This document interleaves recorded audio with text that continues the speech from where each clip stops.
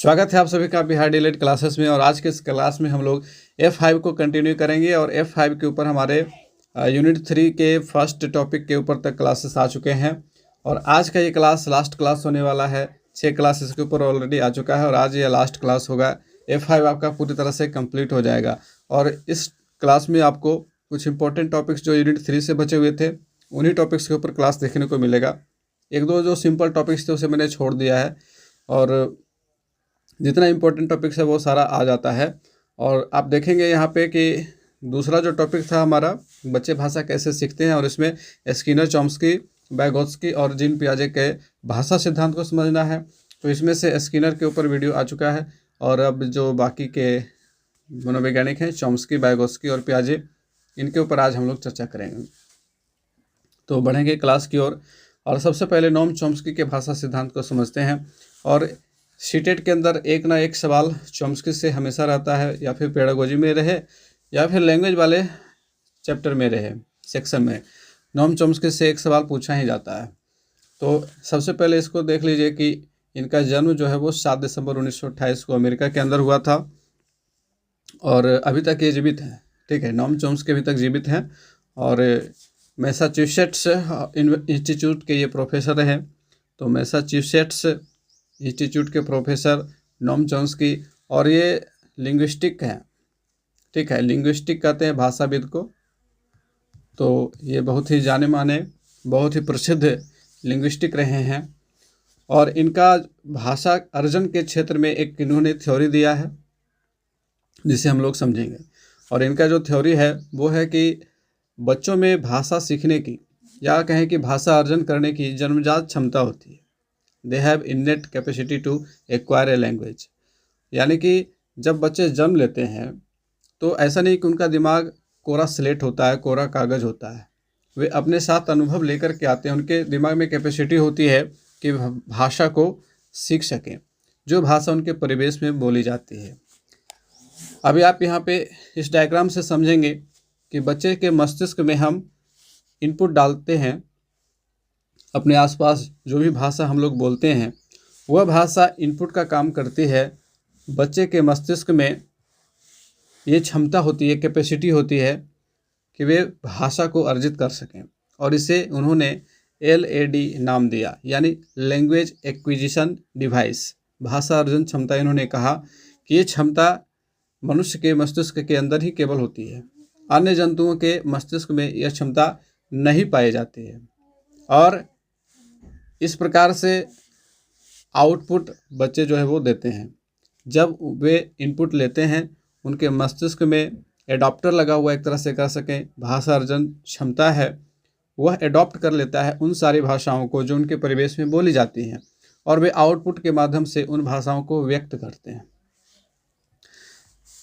तो Noam Chomsky का एक और इम्पोर्टेंट योगदान है, वो है जनरेटिव ग्रामर।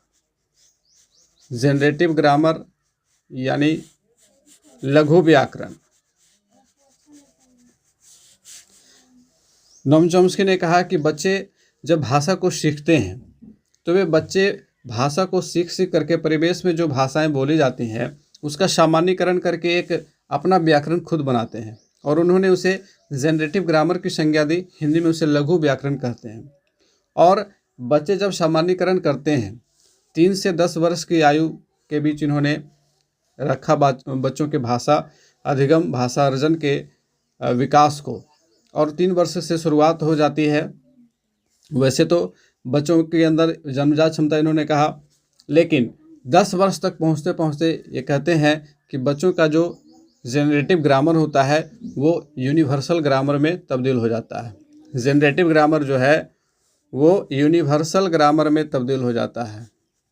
अब वे अपने व्याकरण के नियमों को सार्वभौमिक रूप पर सिद्ध कर लेते हैं, यानी कि वे भाषा से संबंधित जो व्याकरण के नियम हैं वे उसके सामान्यीकृत करते करते उसका यूनिवर्सलाइजेशन कर लेते हैं।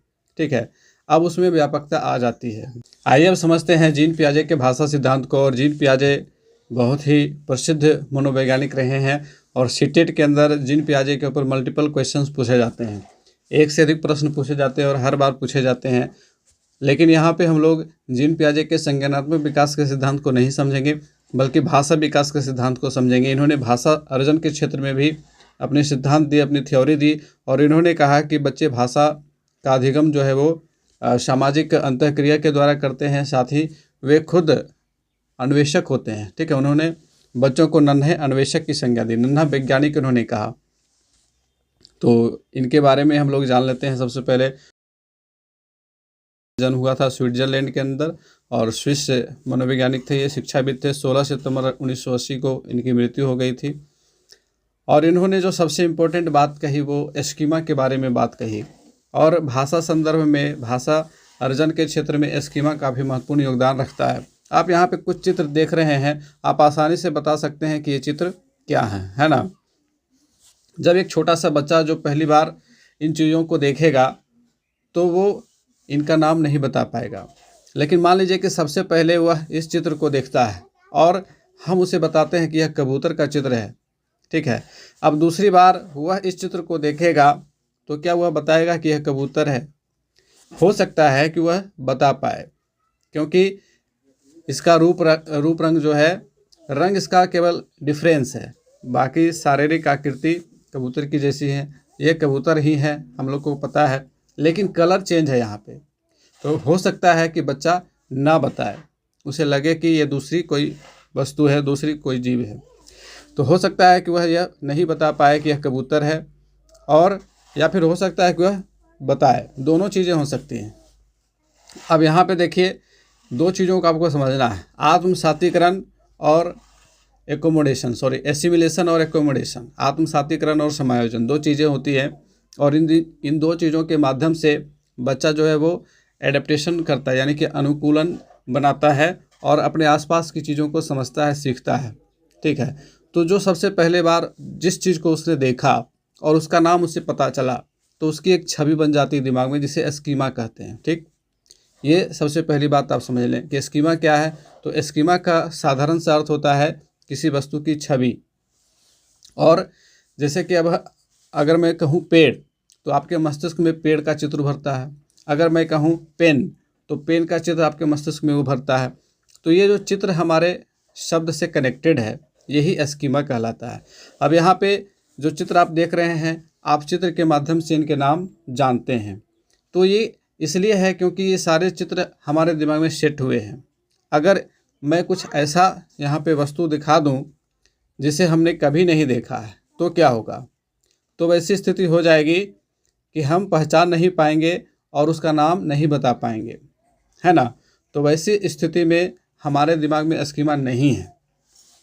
तो यहाँ पे दो चीज़ें होती हैं। एक होता है एसिमिलेशन, आत्मसातीकरण। जब हम किसी वस्तु को देखते हैं, उसके बारे में उसकी जानकारी प्राप्त कर लेते हैं। जैसे कि सबसे पहले बच्चे ने इस कबूतर को देखा, बच्चे के मस्तिष्क में एस्कीमा, उसकी छवि बन गई। अब अगले बार उसने इस कबूतर को देखा, लेकिन उसने कहा कि नहीं, ये कबूतर नहीं है, क्योंकि इसका कलर जो है वो अलग है, रंग इसका अलग है। लेकिन हम कहते हैं कि नहीं, ये कबूतर ही है, क्योंकि तुम इसके शारीरिक आकार को देखो, बिल्कुल सेम टू सेम है, केवल इसका रंग अलग है। तो कबूतर के अलग अलग रंग भी होते हैं। अब बच्चे को ये समझ में आएगा कि ओ, कबूतर के अलग अलग रंग होते हैं, तो चलो ये भी कबूतर है।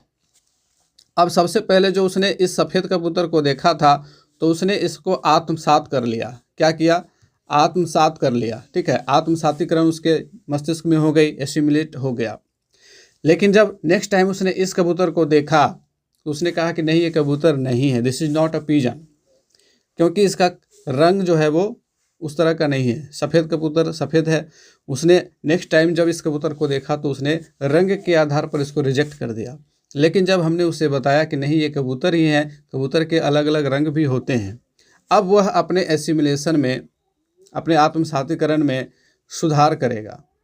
ठीक है, और जब सुधार करेगा, मॉडिफाई करेगा, तो वह कहलाता है एकोमोडेशन। क्या कहलाता है? एकोमोडेशन। एकोमोडेशन का मतलब क्या होता है? तो एकोमोडेशन का मतलब होता है समाविष्टीकरण। ठीक है, क्या होता है? समाविष्टीकरण। आप हिंदी में भी लिखते जाएं और इंग्लिश में भी लिखते जाएं, दोनों चीज़ें। आत्मसातीकरण को एसिमिलेशन कहते हैं और एकोमोडेशन को समाविष्टीकरण कहते हैं, और इन दोनों को मिला करके अनुकूलन होता है। ठीक है। अनुकूलन की प्रक्रिया के द्वारा ही बच्चे भाषा को सीखते हैं। अपने आसपास के वातावरण को वे जब अन्वेषित करते हैं, जब वातावरण के साथ अंतःक्रिया करते हैं, विभिन्न वस्तुओं को देखते हैं ना, जब छोटा बच्चा जब पहली बार पर्यावरण के अंदर जाता है, पर्यावरण से संपर्क स्थापित करता है, वह अचंभित हो जाता है। बहुत सारी चीज़ों को देख करके वह अचंभित हो जाता है और उन सब के बारे में वह जानने की इच्छा रखता है और अपने सबसे पहले अपने सेंस ऑर्गन के माध्यम से वो सीखता है चीज़ों को। देखिए, जीन पियाजे ने इसी के आधार पर, बच्चों के सीखने के आधार पर ही संज्ञानात्मक विकास के क्षेत्र बतलाए। इसको हम लोग जो है अगले क्लास में कभी डिस्कस करेंगे या फिर सीटेट के क्लास में इसका विशेष डिस्कशन होगा कि जीन पियाजे ने संज्ञानात्मक विकास के चरण बताए, है ना, सेंसरी मोटर चरण बताए। तो सेंसरी मोटर जो चरण होता है, जन्म से 2 वर्ष की अवस्था होती है और इस अवस्था में बच्चे अपने सेंस ऑर्गन का उपयोग करके चीज़ों को सीखते हैं, समझते हैं। जब वे अपने परिवेश में बहुत सारी चीज़ों को देखते हैं तो वे अपने सेंस ऑर्गन के माध्यम से, मोटर स्किल के माध्यम से शुरुआत में पकड़ करके मुंह में लेकर के कोई भी वस्तु को चूसने लग जाते हैं, है ना। तो वह सेंस ऑर्गन की मदद से उन वस्तुओं के बारे में सूचना ग्रहण करते हैं। तो इसीलिए स्टेप बाय स्टेप जीन पियाजे ने संज्ञानात्मक विकास की अवस्थाओं को बताया। तो सबसे पहला जो स्टेज था वो सेंसरी मोटर स्टेज है, यानी कि संवेदी गामक अवस्था इसको कहते हैं हिंदी में, या फिर इंद्रिय जनित गामक अवस्था भी कहते हैं। इसके बाद फिर आगे बढ़ा तो आगे बढ़ने पर पूर्व संक्रियात्मक अवस्था आती है, इसके बाद मूर्त संक्रियात्मक अवस्था आती है, इसके बाद अमूर्त संक्रियात्मक अवस्था आती है। और प्रत्येक चरण के कुछ विशेष गुण होते हैं, कैसे कैसे बच्चे चीज़ों को सीखते हैं, चीज़ों के बारे में अपना विश्लेषण खुद बनाते हैं। तो इन सारी चीज़ों को मिला करके संज्ञानात्मक विकास का सारा चरण आता है और जीन पियाजे इसके प्रतिपादक रहे हैं। तो यहाँ पे जो समझने की चीज़ है, जीन पियाजे के भाषा अर्जन को हम समझ रहे हैं, भाषा अधिगम के सिद्धांत को समझ रहे हैं। तो जीन पियाजे ने कहा कि जब बच्चे वस्तु को देखते हैं तो उनके मस्तिष्क में एक स्कीमा बन जाती है, वस्तु का चित्र जो है वो एब्जॉर्ब हो जाता है हमारे मस्तिष्क में और चित्र के साथ साथ उसका नाम एब्जॉर्ब हो जाता है, नाम जो है जुड़ जाता है। लेकिन जब उसी प्रकार की वस्तु को वो नेक्स्ट टाइम देखते हैं तो हो सकता है कि वे वस्तु को ना पहचाने या फिर दूसरी वस्तु को सेम नाम दे दें। अब जैसे कि चिड़िया उड़ रही है आसमान में, उड़ती हुई फ्लाइंग ऑब्जेक्ट है चिड़िया, उनके लिए अगर एरोप्लेन भी उड़ रहा है, ठीक है, एरोप्लेन भी उड़ रहा है या फिर हेलीकॉप्टर उड़ रहा है, तो हो सकता है कि वे उसको कह दें कि यह भी पक्षी है, क्योंकि उन्होंने पक्षी को उड़ते हुए देखा है और हमने उसे बताया है कि पक्षी उड़ते हैं। तो जो उड़ती हुई वस्तु है वो उनके लिए पक्षी है प्रारंभ में। लेकिन जब हम बताएंगे कि नहीं, ये पक्षी नहीं है, ये एरोप्लेन है और ये पक्षी से बहुत अलग है, उसके बारे में सारी विशेषताएं हम उसे समझाएंगे, तब फिर बच्चों को अपने एसिमिलेशन में फिर से सुधार करना पड़ेगा, है ना। फिर वे एकोमोडेशन की प्रक्रिया में जाएंगे। तो एसिमिलेट करना यानी कि जब हम वस्तु को देख करके उसका नाम हम समझ लेते हैं, याद कर लेते हैं, तो वो एसिमिलेशन हो गया यानी कि पूर्व ज्ञान में नए ज्ञान को शामिल करना, ये एसिमिलेशन कहलाता है, ठीक है। और जब उस ज्ञान में सुधार करने की आवश्यकता पड़ती है, जैसे कि इन कबूतरों में सुधार करने की आवश्यकता पड़ी, है ना, कि अलग अलग रंग के भी कबूतर होते हैं, तो वहाँ पे फिर वो एसिमिलेशन हो गया। अब अगली बार हम उन्हें बत्तख को दिखाएंगे, हंस को दिखाएंगे, तब एक क्या उनकी प्रतिक्रिया होती है, क्या वे कहेंगे कि यह कबूतर है या फिर कुछ अलग नाम बताएंगे या फिर नहीं बता पाएंगे क्योंकि उन्होंने हंस को नहीं देखा है। फिर जब हम उन्हें हंस के बारे में बताएंगे और हंस के साथ साथ मिलती जुलती जो पक्षी की प्रजाति है बत्तख, और बच्चे काफ़ी ज़्यादा कन्फ्यूज हो जाते हैं। 4 से 5 वर्ष की अवस्था तक के बच्चे भी काफ़ी ज़्यादा कन्फ्यूजन में रहते हैं इन जंतुओं को लेकर के जो एक जैसे दिखते हैं। तो यहाँ पे वे अपनी स्कीमा में परिवर्तन करते हैं, परिवर्तन करने के बाद वे एडॉप्टेशन की प्रक्रिया में चले आते हैं, है ना। अब हम उन्हें खरगोश को दिखाएंगे और पूछेंगे कि ये क्या है, तो क्या वे पक्षी की तरह इसका जो क्लासिफिकेशन होगा वे पक्षी के अनुसार करेंगे या फिर अन्य जीव के अनुसार करेंगे, ये देखने वाली बात होगी। तो बच्चे अगर इसका क्लासिफिकेशन कर लेते हैं कि ये पक्षी नहीं है, कोई अन्य जीव है, क्योंकि उड़ नहीं पाता है, तो ये निश्चित रूप से वे 2 वर्ष की अवस्था से ज़्यादा 2 से 6 वर्ष की अवस्था में होंगे, जो होता है पूर्व संक्रियात्मक अवस्था, जिसमें वे धीरे धीरे क्लासिफिकेशन की ओर बढ़ते हैं, क्लासिफिकेशन करना सीखते हैं। तो इस प्रकार से भाषा अर्जन की क्षमता बच्चों में आते जाती है जैसे जैसे वे पर्यावरण से अंतःक्रिया करते जाते हैं। भाषा अर्जन की प्रक्रिया सामाजिक अंतःक्रिया के माध्यम से बच्चों में आती है और उसकी जो प्रक्रिया है, जो चरण है, वो आप इस प्रकार से समझें। यहाँ पे सबसे पहले आत्मसातीकरण होता है, छवि का निर्माण होता है, स्कीमा बन के दिमाग में छप जाती है ना। वस्तु का नाम जो है वो जुड़ जाता है मस्तिष्क में और यह प्रक्रिया जो है वो साम्य धारण कहलाती है, इक्विलिब्रेशन कहलाती है। जब हम विभिन्न प्रकार की वस्तुओं को उसके नाम के साथ उसका फिगर दिमाग में सेव कर लेते हैं तो ये साम्य धारण की प्रक्रिया हो गई। साम्य धारण में बैलेंस बन जाता है, ठीक है, बैलेंस यानी कि संतुलन स्थापित हो जाता है मस्तिष्क में। जब हम नेक्स्ट बार बच्चों को दिखाएंगे कबूतर को या खरगोश को तो वे अलग अलग इसका नाम अगर बता रहे हैं तो इसका मतलब कि उनके मस्तिष्क में साम्य धारण की स्थापना हो गई है, ठीक है। अब वे वस्तुओं को लेकर के उनके दिमाग में एक बैलेंस आ गया है और वे वस्तु का सही सही नाम बता पा रहे हैं। इसके बाद की प्रक्रिया जो है वो समाविष्टीकरण की प्रक्रिया होती है।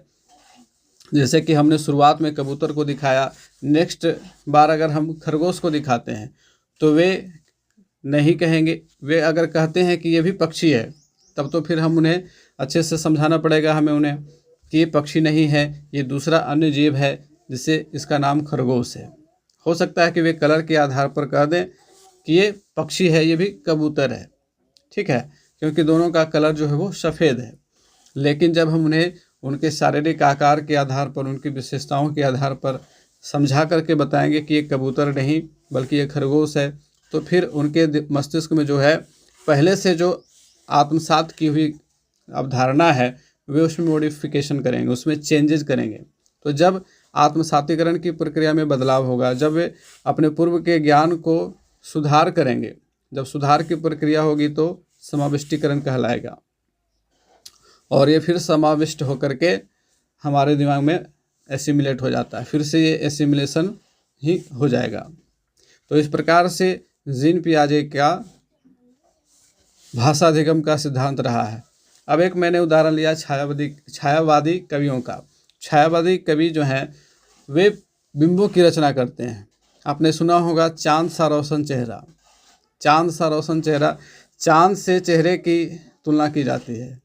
तो बहुत सारे ऐसे छायावादी कवि हैं, छायावादी कवियों ने बहुत सारे साम्य धारण को लेकर के यहाँ पे तुलना किया, बहुत सारे बिंबों की रचना की है। आपने हिंदी में पढ़ा होगा, इंग्लिश में भी आप पढ़ते हैं सिमिली, है ना, सिमिली वो मेटाफर, ये बिल्कुल इसी प्रकार की बातें हैं।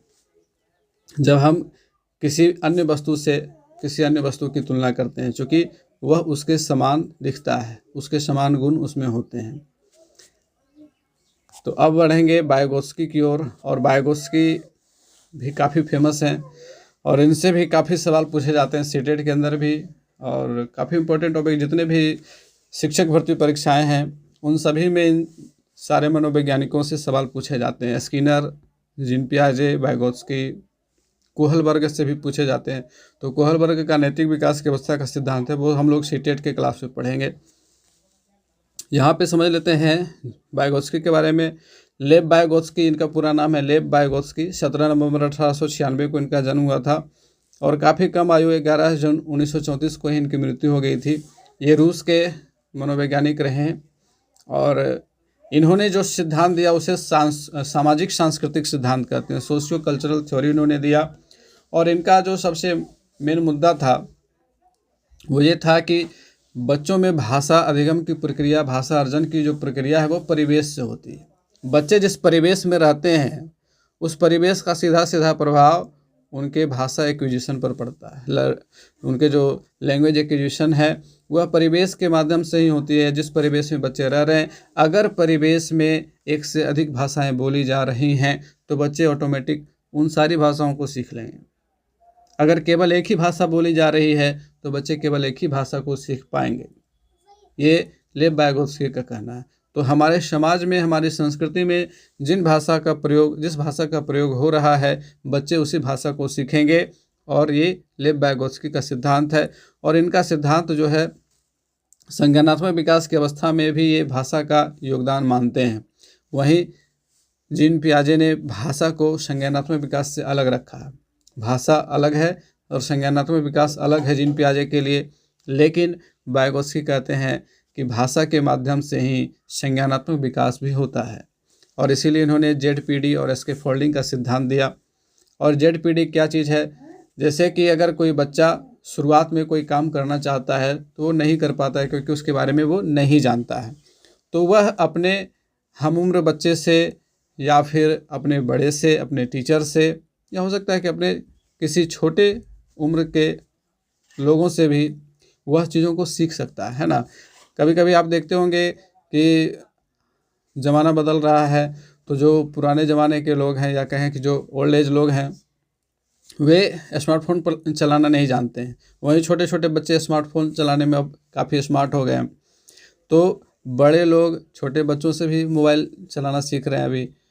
तो यहाँ सीखने का जो प्रक्रिया है, सीखने की जो प्रक्रिया है, वाइगोत्स्की ने उसे ZPD और स्कैफोल्डिंग का नाम दिया। ZPD और स्कैफोल्डिंग क्या है इसे समझ लेते हैं अच्छे तरीके से, ताकि हमें बेहतर समझ में आ जाए। जैसे कि यदि कोई बच्चा है, उसका सीखने का क्षेत्र ये है, एक परिधि के अंदर वह सीख सकता है, क्योंकि हर बच्चा अपने साथ कुछ ना कुछ लेकर के आता है, खाली स्लेट, कोरी स्लेट वो होता नहीं है, उसके अंदर कैपेसिटी है सीखने की। और उसका हमने एक डायग्राम बना दिया कि इतना इस रेडियस के अंदर वह सीख सकता है, उसकी कैपेसिटी है, उसका लेवल है। और वह नई चीज़ों को सीखना चाहता है तो वह किसी की हेल्प लेगा, तभी वो चीज़ों को सीखेगा। जब तक किसी की हेल्प नहीं लेगा तब तक नहीं सीखेगा।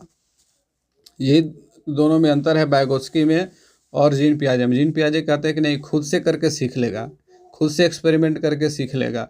वाइगोत्स्की कहते नहीं कि सामाजिक अनुकरण के माध्यम से सीखेगा, किसी के सहयोग से सीखेगा। और जब उसे किसी का सहयोग मिलता है तो उसके सीखने का स्तर बढ़ जाता है, उसका लेवल बढ़ जाता है, उसका क्षेत्र जो है वो विस्तृत हो जाता है। और इस विस्तृत क्षेत्र को ही ZPD की संज्ञा उन्होंने दी।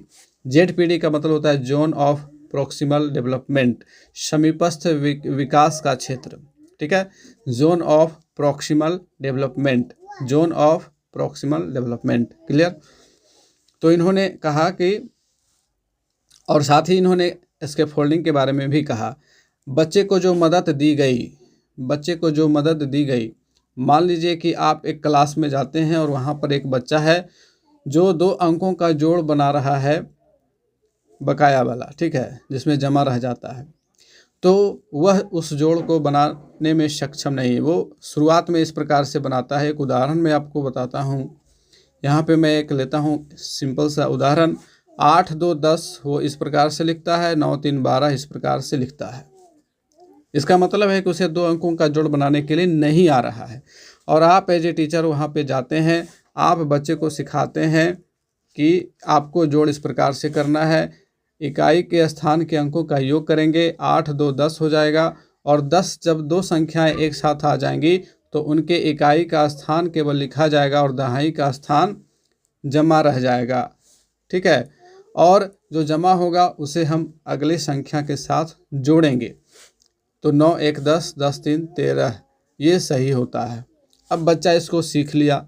अब हम जब अगली बार उसे इसी प्रकार का हिसाब देते हैं बनाने के लिए तो वह आसानी से बना पाता है। अब आसानी से जब बना पाता है तो इसका मतलब कि उसके संज्ञान में वृद्धि हुई। हमने उसे स्कैफोल्डिंग दिया, हमने उसे क्या दिया? स्कैफोल्डिंग दिया, हमने उसे सहयोग दिया। इसे हिंदी में अलग अलग नाम से जाना जाता है, आप इसे याद रखेंगे, नोट कर लेंगे। ढांचा के नाम से जाना जाता है, पाड़ के नाम से जाना जाता है, मचान के नाम से जाना जाता है, सहयोग के नाम से जाना जाता है। और इंग्लिश में केवल एक ही नाम है, स्कैफोल्डिंग। तो बहुत अच्छी बात है, इंग्लिश में अगर ऑप्शन आप देखते हो स्कैफोल्डिंग रहेगा तो वहाँ पे हम समझ लेंगे कि स्कैफोल्डिंग का क्या मतलब है, सहयोग दिया जा रहा है, मदद दी जा रही है, ठीक है। तो ये क्लियर हो गया। अब उन्होंने एक और चीज़ कही कि बच्चे जो है सीखते समय आत्म केंद्रित भाषा का प्रयोग करते हैं और जब वे बड़े होते हैं सामाजिक भाषा का प्रयोग करते हैं। 2 प्रकार की भाषा का प्रयोग बच्चे करते हैं, आत्म केंद्रित भाषा और सामाजिक भाषा।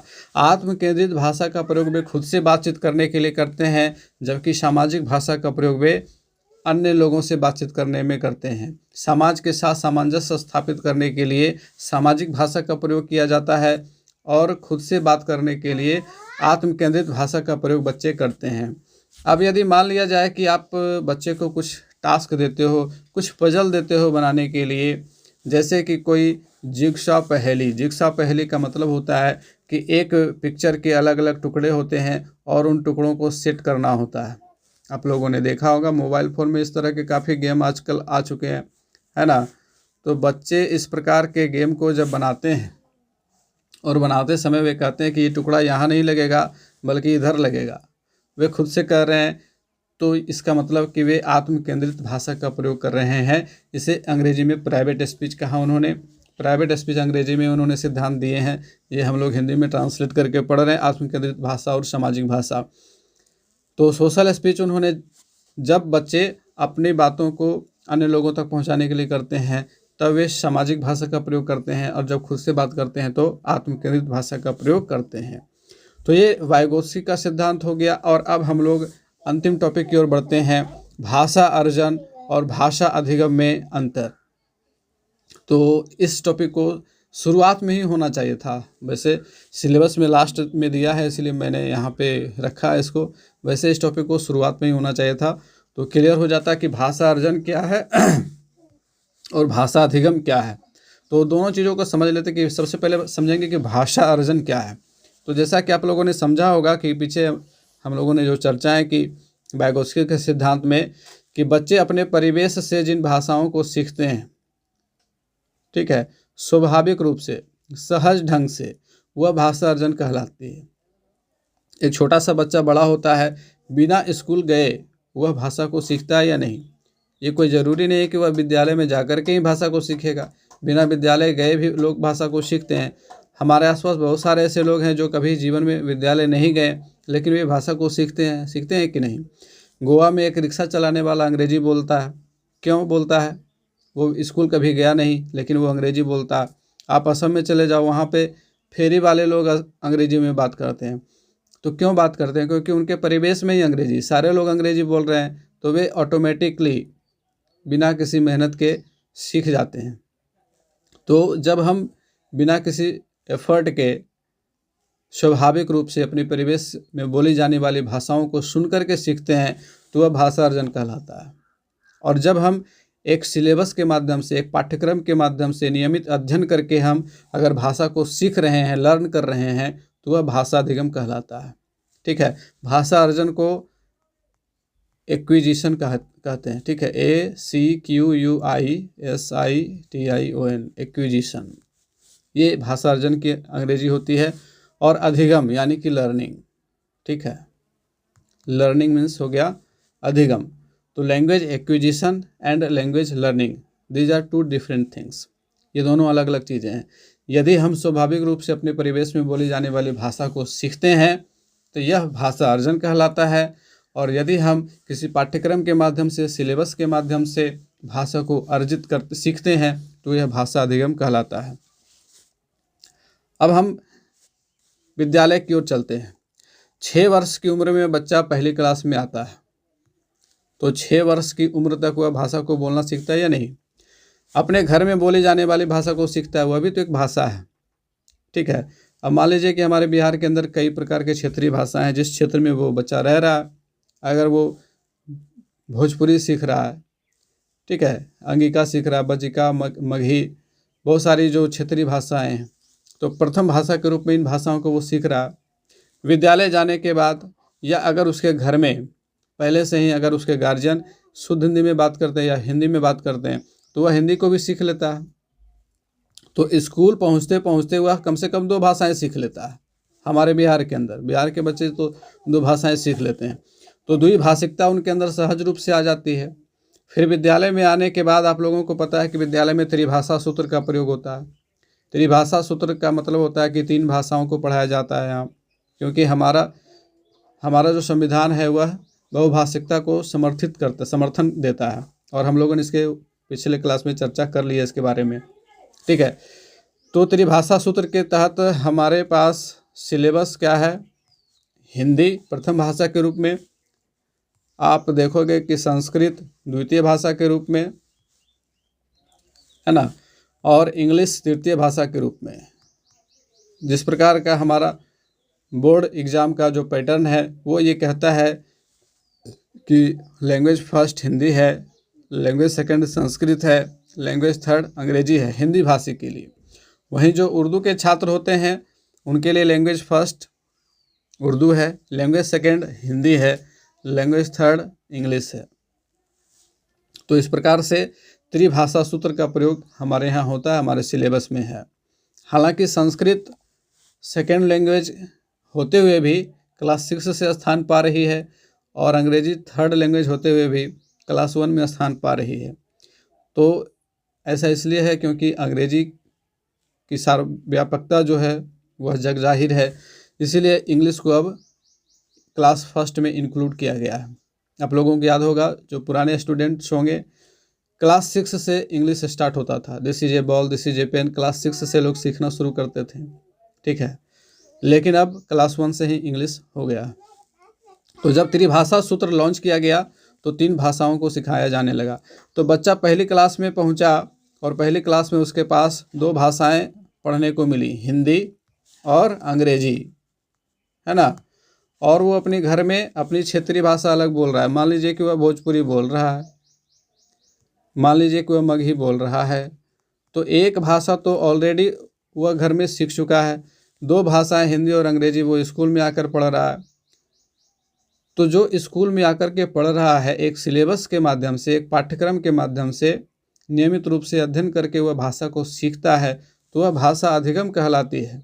और बिना पढ़े, बिना पाठ्यक्रम के, बिना किसी सिलेबस के वह भाषा को सीखता है अपने परिवेश के माध्यम से, तो वह भाषा अर्जन कहलाती है। क्लियर? तो उम्मीद है कि आज के इस क्लास में ये सारे टॉपिक्स क्लियर हो गए होंगे। और F5 का ये जो नोट्स है, यूनिट फर्स्ट से लेकर के यूनिट 3 तक जितने भी टॉपिक्स हैं सबके ऊपर बना दिया गया है और इसे टेलीग्राम चैनल पे अपलोड कर दिया जाएगा। तो आप लोग हमारे टेलीग्राम चैनल से जुड़े लेंगे जो अभी तक नहीं जुड़े हैं, ताकि आप हमारे नोट्स को बिल्कुल फ्री ऑफ कॉस्ट प्राप्त कर सकें। तो F5 यहाँ पे हमारा कंप्लीट होता है। आगे के क्लास में हम लोग मिलेंगे फिर से एक नए सब्जेक्ट के साथ। तब तक के लिए गुड बाय, टेक केयर।